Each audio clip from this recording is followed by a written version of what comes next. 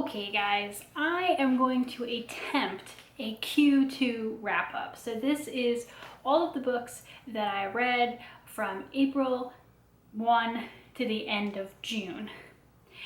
In my Q1 wrap up, I was like, oh my gosh, I read over 30 books. Wow, this video is gonna be long and I have to go fast and blah, blah. Okay, so I read like 70 books in Q2. So there's a list. It's 3 pages long. I had to type it up, and we are just gonna try to snap through this. And I think what I will do is I will only take time to talk about the ones that deserve it, because while I read like 70-ish books, a lot of them were just disappointing and do not require a lot of your time. Let's start off with April. According to my math, I read 28 books in April, which is almost all of the books that I read in Q2, which is hilarious. Starting off with Shadow Rider by Christine Feehan. Christine Feehan will come up a few other times because she continues to get recommended to me and I continue to get disappointed. I read all of Shadow Rider. I will not be continuing on with that series. The first book was the quintessential, the girl needs to be protected and the man is strong and will protect, and I'm just like, I can't stand that trope, guys. My first nonfiction book that I read in April was Demagogue, The Life and Long Shadow of Senator Joe McCarthy by Larry Ty. Talked about this in a supplementals episode. It was bad. Too many footnotes. It made it almost unlistenable. Ugh. Then I read 5.5 books by Ilona Andrews in the Hidden Legacy series. It's 5.5 because I read 5 full novels and then 1 novella. So the Hidden Legacy series can also be broken up into 2 connected trilogies. The first trilogy is Burn For Me, White Hot, and Wildfire. This follows one romantic pair, and then Diamond Fire is like the connective tissue in novella form, and then there's Emerald Blaze and Sapphire Flames. This is the sister of the girl in the first trilogy and her partner continuing on the story. These are really good. I loved them. I was gonna wait to do a whole series review, and then I found out that the last and 6th book has been delayed by a year, so now I just don't know what I'm gonna do. But they were so good. If you love fantasy, romance, paranormal romance, read these. They're so good. Switching back to a nonfiction title after that, I read How Did We Get Here? From Teddy Roosevelt to Donald Trump by Robert Dallek. Robert Dallek is a renowned presidential historian. This book was also not good. Talked about it in the same video I talked about the Larry Ty. Really disappointing.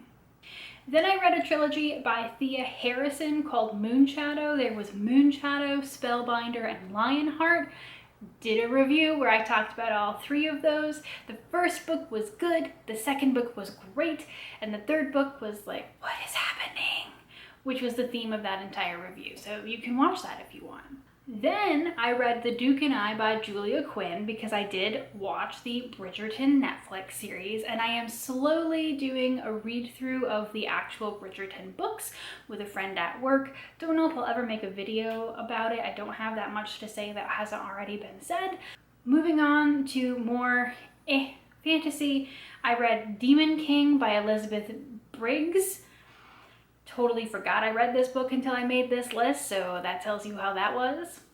Then I read A Deal with the Elf King by Elise Kova. I was looking for like an upgraded, more adult Cruel Prince series by Holly Black. This was fine, but not what I was looking for. Then I read a trilogy by Claire Kingsley. This is Faking Miss Right, Falling for My Enemy, and Marrying Mr. Wrong, part of the Dirty Martini Running Club series. These were so good.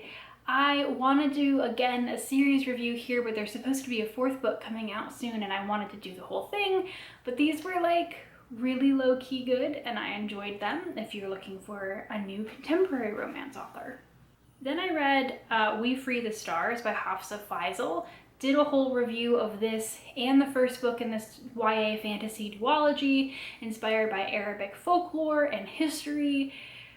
I I had to title it Am I Cursed? Because the first book was really good and the second book wasn't.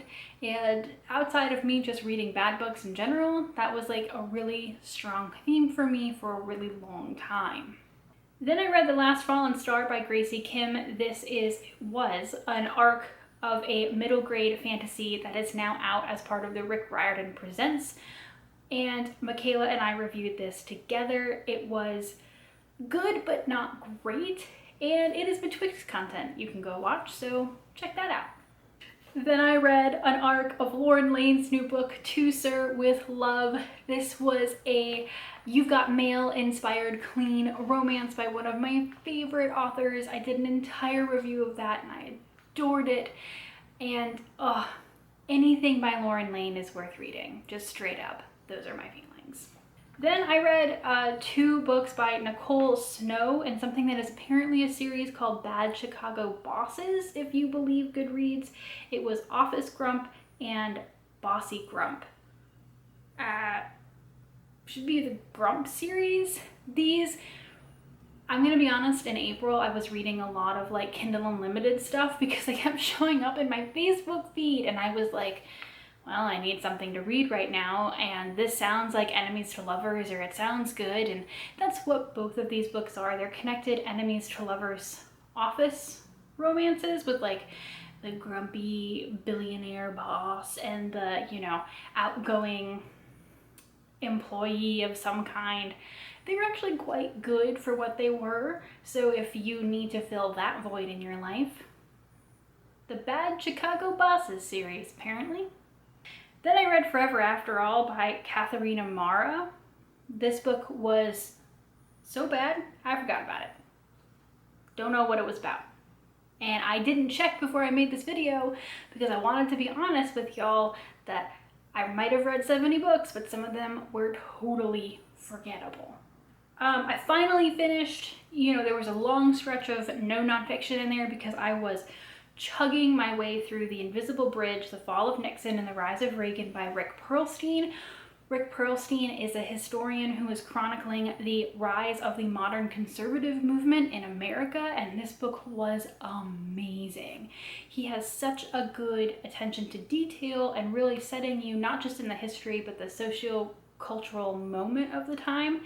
It's very dense, I think, but totally worth it. And it's mentioned in the supplementals videos. I rounded out April with one more romance trilogy, the Royal Scandal series by Parker Swift. That's Royal Affair, Royal Disaster, and Royal Treatment. These were American girl falls in love with a British duke, and of course their relationship, you know, she's from a poorer family, he's very rich, he's a duke, she's American, and if you are a kind of, you know, royal family watcher, I'm not super obsessed, but I do enjoy some of the drama. This is actually a really solid series. I wouldn't say that it's great, but if that is, again, a hole you find yourself with, that is a trilogy for you. Okay, so that was April.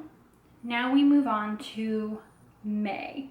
According to my math, there was 22-ish books in May. I say ish because at least one of them was a DNF. I don't do that often. And unfortunately, it was a repeat author that I did not enjoy. So we'll talk about that in a minute. So the first book I finished in May was Follow Me Darkly by Helen Hart.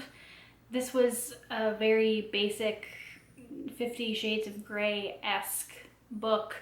It sounded more interesting when I read the, you know, description on the library, and then it wasn't. But I don't know, maybe you want another one of those. It really was not my thing. Then I actually read a nonfiction book that was incredible. That was Kill Switch, The Rise of the Modern Senate and the Crippling of American Democracy by Adam Gentleson.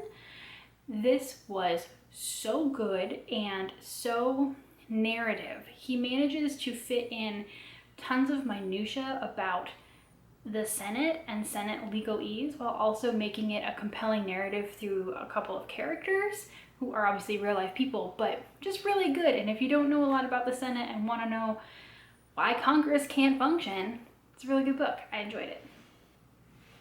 Then I finished Realm Breaker by Victoria Aveyard. I titled that review when I posted it, Realm Breaker Broke Me. That was one of the worst slogs I think I have had all year, and I was really, really disappointed because I love the Red Queen series, and that book was so slow. So slow. Really not for me. Thankfully, right after that, I rebounded with The Perfect Nine by Ngugi wa Thiong'o. This was an epic poem in translation that Michaela and I read for Betwixt Content, and we got very academic in that review. I don't read a lot of epic poetry, but it was like the perfect antidote to Realm Breaker right before that. So thank you, Michaela and me in the past, for choosing epic poetry, because I needed that palate cleanser. So then I skipped back to a fantasy romance author that I had enjoyed in April, Thea Harrison, and I started her Elder Races series. I read the first book, Dragon Bound. This is a fantasy romance with shifters. The first dude of this series is a dragon shifter. Each one has at least one shifter in it who turns into some kind of mythical beast or animal. I started Storm's Heart, which is the second book in this series, and it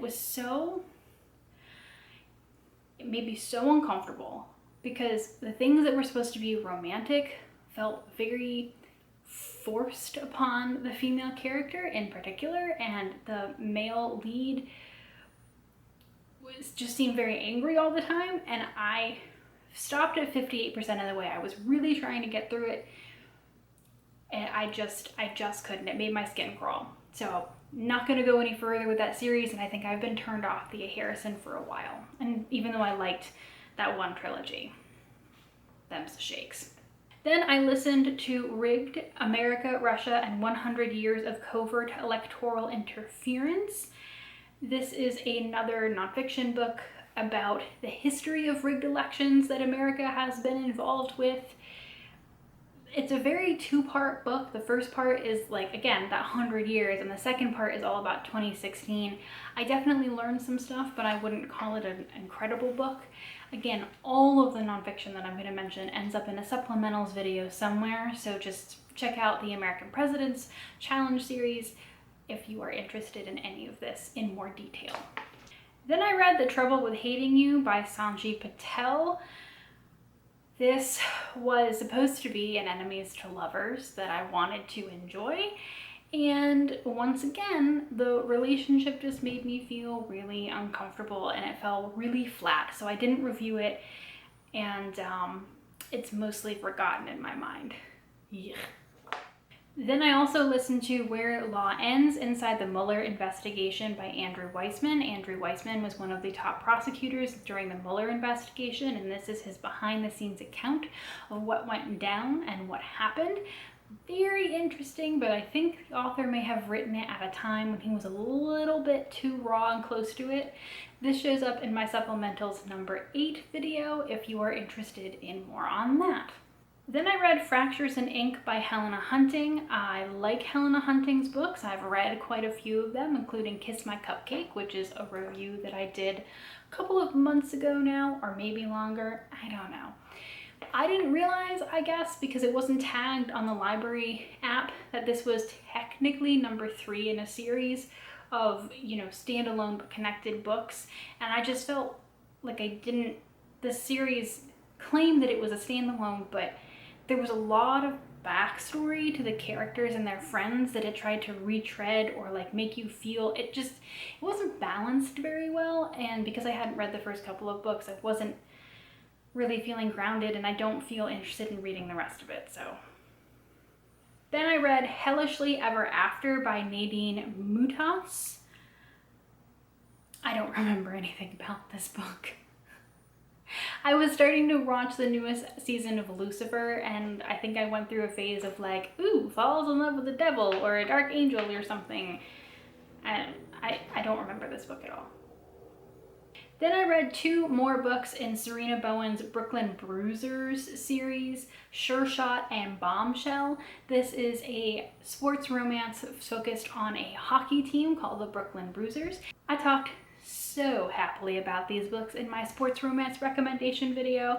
If you need hockey romance, This is a really great series with like 8+ books in it. They made me laugh. I really needed that. They were so good. Because then they were followed by 4 really not great books. The first was Forgiven by Garrett Lee. This was a second chance contemporary romance that I remember nothing else about. Then there was Wanted by Henner. This book was, again, uncomfortable. There are just some kinks that I cannot get behind for myself, and just like the overbearing, like, I understand wanting to be protected and wanting to be cared for, but sometimes they just push them so far that I feel really uncomfortable for the female main character, and also I would like her to play at least a part in rescuing herself. Didn't happen here. Then it was Happy Endings by Feehan Kim Lam. This was a diverse, I think, new release when I read it, and it was about a African-American guy running a restaurant in New Orleans and a Vietnamese girl who is now selling sex toys. And I thought that it sounded really funny and really cute, and the writing was really bad. It, like, just on like a structural level, it was just not good. The writing and the story had potential, but it needed a better editor or something, because yikes. And then I just straight up did a DNF. I tried Judgment Road by Christine Feehan. Told you she'd come back. This is her Motorcycle Club series, and once again had a totally like dominant killer, does not have any emotions guy who totally takes over this woman's life because she needs to be rescued. And like, you know, these characters, they say no, and then they're like, but my body says yes. And I'm like, I feel uncomfortable. So I just like, this was much earlier. I don't remember how, but I think it was like 20% of the way in. And I was just like, nope, nope, nope, nope, nope, nope. So after that, I returned to a romance author who I know is always going to do me straight, and that was Lauren Lane. Yes, there are a couple of her books that I haven't read, and these were her Man of the Year duet, Yours in Scandal and Yours to Keep. One was about a politician, one was about a baseball player, and they were both like novella-ish length, but they were just solid. They weren't great, they weren't terrible, but Lauren Lane knows how to do a really cute, lovely story that makes me happy, and that's what I wanted, and that's what they are. Read Lauren Lane. Surprise nonfiction here at the end. Dark Money, The Hidden History of the Billionaires Behind the Rise of the Radical Right by Jane Mayer. This is a fairly popular title that I encapsulate my aftershock feeling of reading this book as just the Simpsons meme. That's the guy in the bus going, hey, I'm in danger. Because you read this book and you really understand, we're in danger. And it's very factual, it's very well put together by an investigative reporter. It can drag sometimes because she really wants you to know all the facts, but I'm really glad I read it, because there are some things that I think we should all be a little bit more aware of, in how nonprofit organizations are run by people with agendas, and nonprofit organization law, which I didn't know I needed to know about, but apparently I do. Fascinating.